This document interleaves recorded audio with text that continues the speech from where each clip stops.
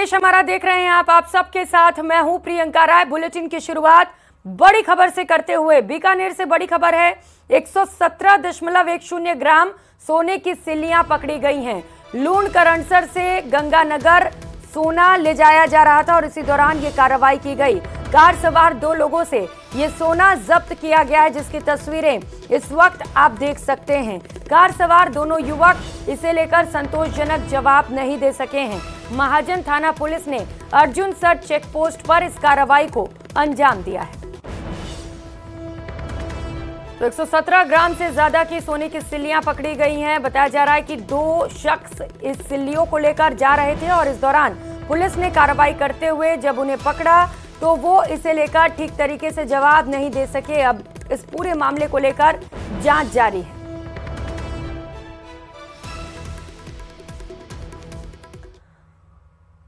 और अगली खबर का रुख करेंगे। यूट्यूबर एल्विश यादव से कोटा पुलिस ने पूछताछ की, इसके बाद उसे छोड़ दिया गया। आज शाम तकरीबन 6:30 बजे एल्विश यादव अपने दोस्तों के साथ कार से झालावाड़ की तरफ आ रहे थे। इसी दौरान पुलिस ने जांच के लिए रोका था। एल्विश की लग्जरी कार में 3 अन्य युवक भी सवार थे।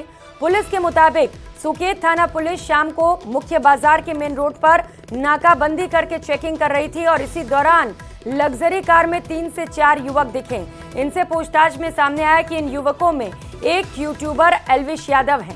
थाना पुलिस ने तत्काल सीनियर ऑफिसर्स को जानकारी दी। मौके पर पहुंचे सीनियर ऑफिसर ने एल्विश से पूछताछ की। इसके बाद नोएडा पुलिस से संपर्क साधा गया। एल्विश के बारे में पूरी जानकारी दी गई। नोएडा पुलिस ने बताया कि एल्विश वांटेड नहीं है। इसके बाद सुकेत पुलिस ने उन्हें छोड़ दिया। एल्विश महाराष्ट्र से आ रहे थे। सुकेत थाना अधिकारी विष्णु कुमार ने बताया कि एल्विश के पास कोई संदिग्ध वस्तु नहीं मिली। उनके खिलाफ मुकदमा नोएडा में दर्ज है। अभी उन पर कोई आरोप सिद्ध नहीं हुए हैं।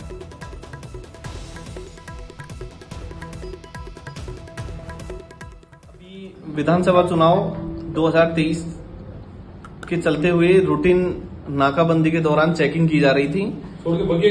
दौरान चेकिंग एक पीबी नंबर गाड़ी आई थी, उसमें 3-4 जने सवार थे। इस संदर्भ में उनसे जब बातचीत की गई और उनकी चेकिंग की गई तो एक ने अपना नाम एल्विश यादव करके बताया था। एल्विश यादव को ये पता चला कि नोएडा में कोई प्रकरण दर्ज है। इस संदर्भ में हमने नोएडा में संबंधित थाने के डीसीपी साहब और एसीपी साहब से बातचीत करके और अभी वो वांटेड नहीं होने से उनके द्वारा बताया गया कि प्रकरण अभी इन्वेस्टिगेशन में है और उनको आवश्यकता नहीं होने से हमने इनको रिलीज किया। उधर बीजेपी के स्टार प्रचारक, अभिनेता और दिल्ली से सांसद मनोज तिवारी दौसा में बीजेपी प्रत्याशी के कार्यालय पहुंचे। इस दौरान उन्होंने 4 कांग्रेसियों को बीजेपी की सदस्यता भी दिलवाई। इस दौरान उन्होंने कहा कि पार्टी के प्रत्याशियों को जिताने के लिए कांग्रेस सरकार की कुरीतियों को जनता तक ले जाना होगा। वहीं इस दौरान उन्होंने अपनी गायकी के जरिए भी कार्यकर्ताओं में जोश भरा और अनेक गीत गाए।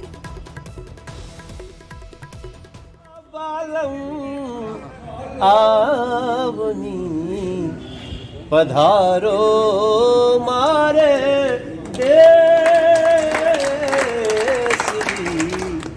और अभी चुनाव में एक और नया गाना आज बना दिया सिकराय में, आदित्य केसरिया बालम पधारो।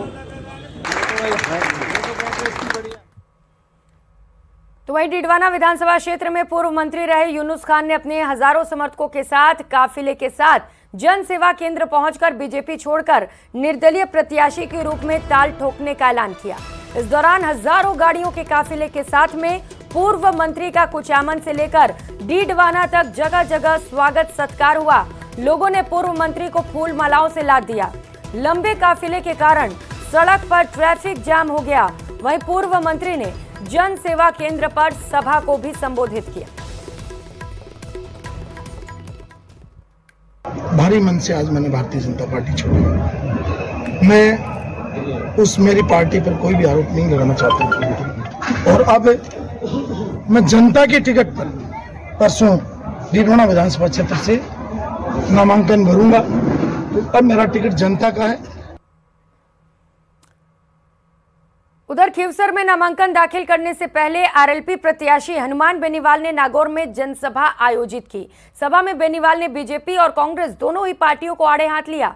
इस दौरान खीवसर में मीडिया से बातचीत के दौरान रेवत राम डांगा को सामने उतारने पर बेनीवाल ने कहा कि बीजेपी को कोई आदमी नहीं मिला, इस कारण मेरा ही आदमी ले गए और मेरे सामने चुनावी मैदान में उतार दिया।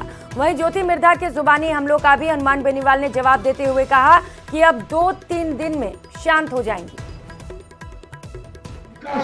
मुद्दे हमारे वही है जो आरएलपी का गठन हुआ था, कर्ज मुक्त किसान, मुक्त बिजली, टोल मुक्त राजस्थान, सशक्त लोकायुक्त, रोजगार, भय मुक्त अपराध मुक्त राजस्थान और स्थानीय लोगों को रोजगार मिले और राजस्थान की जो ईआरसीपी दिल्ली में लंबित मुद्दे जितने भी चाहे राजस्थान के हिस्से का पानी हो, तमाम मुद्दे जो 70 साल से दिल्ली में चाहे लंबित है चाहे स्टेट के अंदर है, और मान सम्मान लोगों का हो, एक चैन से लोग अपने घरों में सोए।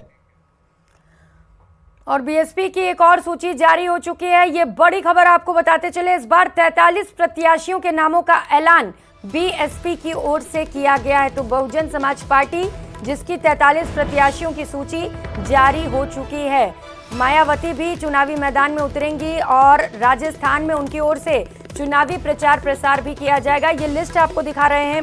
बीएसपी ने भी इस बार पूरी तैयारी की है और जीत के इरादे से कुल 43 उम्मीदवारों को मैदान में उतारा गया है। ये लिस्ट आप देख पा रहे हैं। बीएसपी की ओर से एक और सूची जारी कर दी गई है और इस बार कुल 43 प्रत्याशियों के नामों का ऐलान हुआ है। तो राजस्थान विधानसभा चुनाव के लिए आम आदमी पार्टी ने स्टार प्रचारकों की लिस्ट जारी की है। कुल 40 स्टार प्रचारक चुनाव प्रचार प्रसार करेंगे। इसमें अरविंद केजरीवाल से लेकर भगवंत सिंह मान भी शामिल हैं। इनके कंधों पर यह बड़ी जिम्मेदारी दी गई है कि वो राजस्थान में आम आदमी पार्टी को जीत दिलाने के लिए प्रचार प्रसार करें। स्टार प्रचारकों की लिस्ट ही आपको दिखा रहे हैं, जिसमें दिल्ली के मुख्यमंत्री अरविंद केजरीवाल का नाम भी शामिल है, भगवंत सिंह मान का नाम शामिल है, मनीष सिसोदिया भी इसमें है और संजय सिंह को भी स्टार प्रचारक बनाया गया है।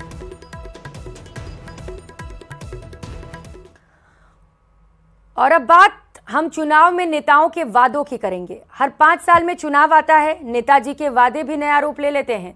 वो अलग बात है कि पहले किए गए वादे कभी पूरे नहीं होते, लेकिन नए चुनाव के साथ नए वादे जरूर तैयार किए जाते हैं। नेताजी के इन्हीं वादों पर देखिए हमारी एक खास रिपोर्ट।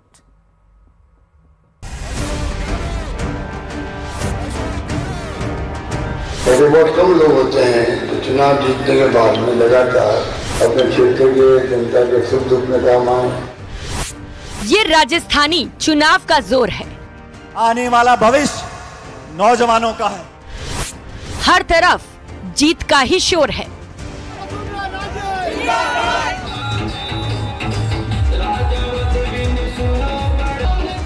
राजस्थान का चुनावी मैदान पूरी तरह से सज गया है, जहां हर तरफ से वादों की बौछार की जा रही है।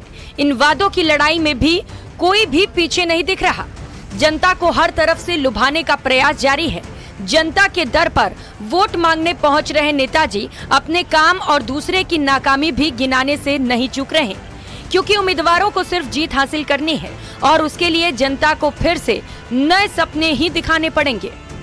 हालांकि चुनाव में ईडी की भी एंट्री ने माहौल को और ज्यादा गर्म कर दिया है। कोई चुनाव बाद देख लेने की बात कह रहा है तो कोई इसे भ्रष्टाचार के खिलाफ लड़ाई बता रहा है, लेकिन इससे अलग हर गांव, शहर और गली मोहल्ले तक गूंज सिर्फ वादों और दावों की सुनाई दे रही है। इन्हीं वादों और दावों के साथ जीत का समीकरण साधा जा रहा है। तो पानी योजना जो आई थी वो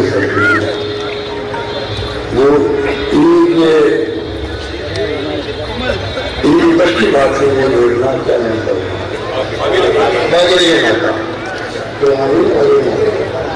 वो संभव नहीं था। अगर किसी दोषी साफ नहीं हटते तो संभव था ही नहीं। हालांकि नेताजी तो दावे हर 5 साल में करते हैं, क्योंकि 5 साल बाद ही जनता के दरवाजे तक पहुंचने की मजबूरी होती है, क्योंकि इसी दिन जनता भी 5 साल का हिसाब किताब मांगती है और नेताजी को न चाहते हुए भी देना पड़ता है, क्योंकि मामला जनता की अदालत में है। हालांकि कौन जीतेगा और कौन हारेगा ये तो जनता ही तय करेगी और उम्मीद है कि अपने लिए अच्छा नेता चुनकर विधानसभा भेजेगी जो उनके मुद्दों को उठाएंगे। Bureau report, news 18 Rajasthan. तो राजस्थान विधानसभा का चुनाव अब दिलचस्प मोड़ पर आ पहुंचा है, जहां लगभग सभी बड़े नेताओं ने नामांकन कर दिया है। आज भी वसुंधरा राजे समेत कांग्रेस नेता सीपी जोशी और प्रताप सिंह खाचरियावास ने भी अपना पर्चा दाखिल कर दिया। साथ ही नामांकन के दिन सभी उम्मीदवार रैली करके अपनी ताकत भी आंक रहे हैं। उम्मीदवारों के नामांकन और तैयारी पर देखिए हमारी एक खास रिपोर्ट।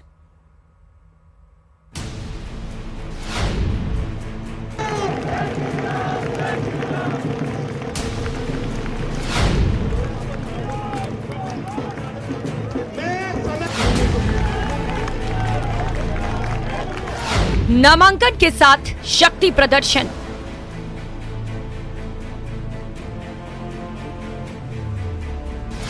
अब दिग्गज भी उतरे मैदान में।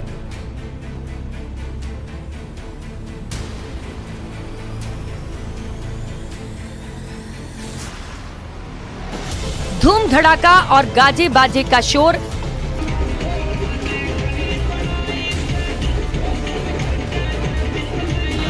सड़क पर कार्यकर्ता और मंच पर नेताओं का जमघट। ये नजारा जरूर पार्टी हाईकमान का उत्साह बढ़ाने वाला होगा। लेकिन नामांकन से पहले ताकत की आजमाइश के साथ ही सभी दल सियासी बढ़त भी हासिल करना चाहते हैं, ताकि वोटिंग से पहले के समीकरण को अभी से साधा जा सके।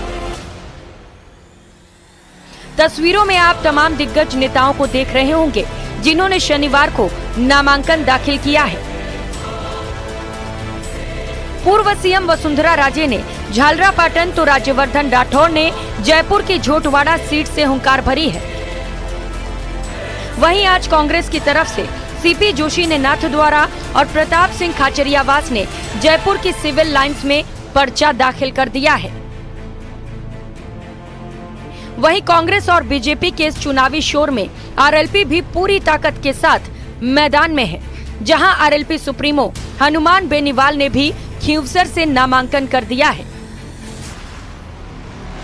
झालावाड़ के लोगों ने, हम लोगों ने एक परिवार के रूप में मिलकर यहाँ तक सफर किया है, साथ में मिलकर सफर किया है। तो मुझे तो विश्वास है कि आने वाले समय के अंदर भी ये 5 साल जो आगे आने वाले हैं, उसमें भी जिस तरीके से अभी तक इस परिवार ने प्यार, आशीर्वाद, सहयोग दिया है, उसी तरीके से देता रहे।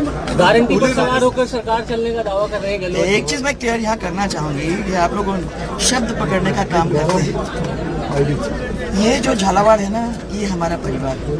हालांकि राजस्थान में केंद्रीय नेताओं का जमघट तो है, साथ में अन्य प्रदेशों के नेता भी प्रचार में लगे हैं।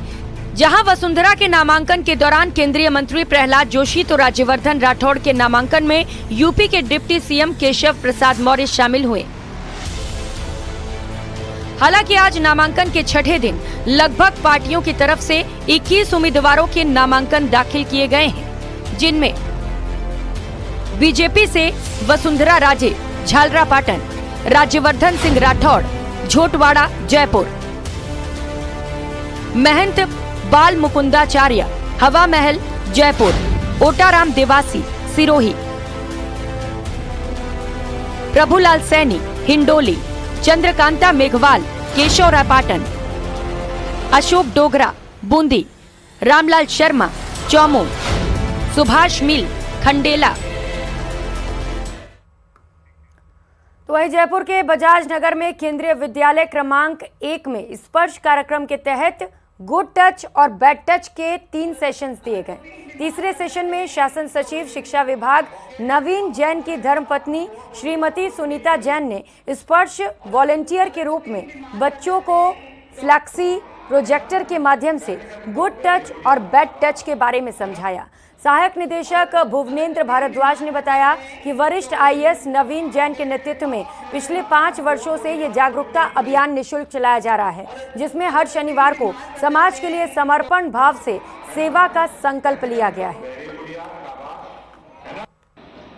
और अगर कभी बीमार पड़ जाते हैं तो ओके, अब आप मेरे साथ 4 बॉडी पार्ट को रिपीट करें। और अगर आर्ट ऑफ लिविंग जयपुर स्वयंसेवकों द्वारा मानसरोवर में वॉकिंग सत्संग का आयोजन किया गया, जहां आर्ट ऑफ लिविंग प्रशिक्षक और प्रसिद्ध गायक डॉक्टर सौरभ शेखावत और शंकर हेमराजनी ने 80 स्वयंसेवकों के साथ मानसरोवर की सड़कों पर सुरों का जादू बिखेर दिया। इस सत्संग का उद्देश्य आर्ट ऑफ लिविंग प्रणेता गुरुदेव श्री श्री रविशंकर के प्यार, ध्यान और ज्ञान के संदेश को जयपुर वासियों तक पहुंचाना था।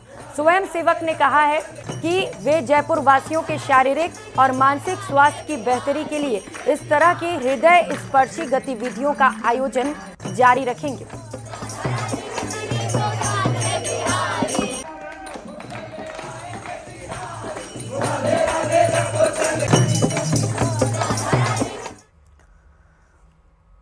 और खबरों में आगे बढ़ते हुए राजस्थान में होने वाली विधानसभा चुनाव को लेकर के बिश्नोई ने समर्थकों के साथ रैली निकाली। के बिश्नोई ने कहा, गुड़ामालानी विधानसभा विकास के लिए काम करने का आश्वासन दिया। साथ ही कांग्रेस की सरकार की जमकर वहां पर आड़े हाथों लेते हुए कांग्रेस की सरकार पर निशाना भी साधा। इसी दौरान भाजपा प्रचंड बहुमत से सरकार में आएगी, ये बात भी कही।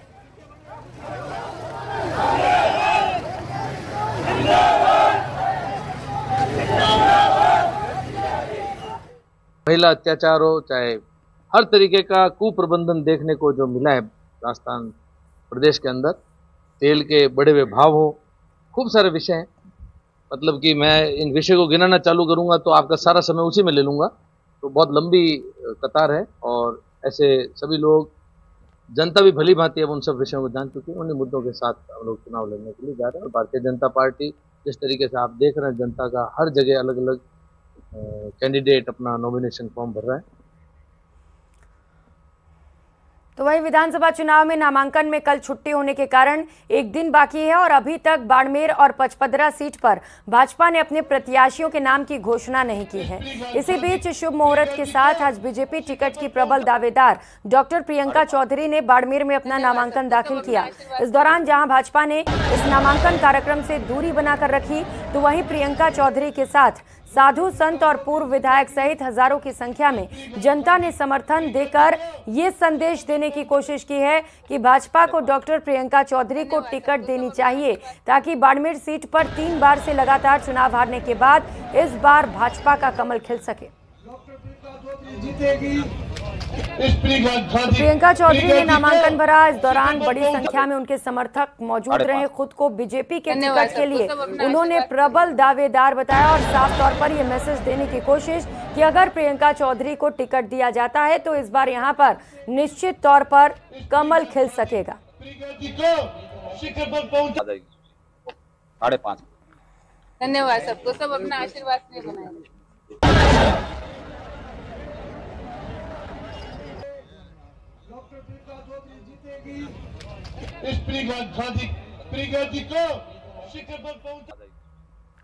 तो मैं मानती हूँ कि संतों का आशीर्वाद ये हमारी सनातन संस्कृति है। और आज जो मैंने फॉर्म भरा, इसका भी यही कारण था कि हम एक हिंदू धर्म को मानने वाले हैं और हर काम में मुहूर्त से काम करते हैं, तो मानते हैं कि वो सफल होता है। मकान भी बनाते हैं तो मुहूर्त देखते हैं, बच्चे का नामकरण भी मुहूर्त से करते हैं, शादी ब्याह भी मुहूर्त से करते हैं। तो ये तो इतना बड़ा काम है। इस बुलेटिन में फिलहाल इतना ही। नमस्कार।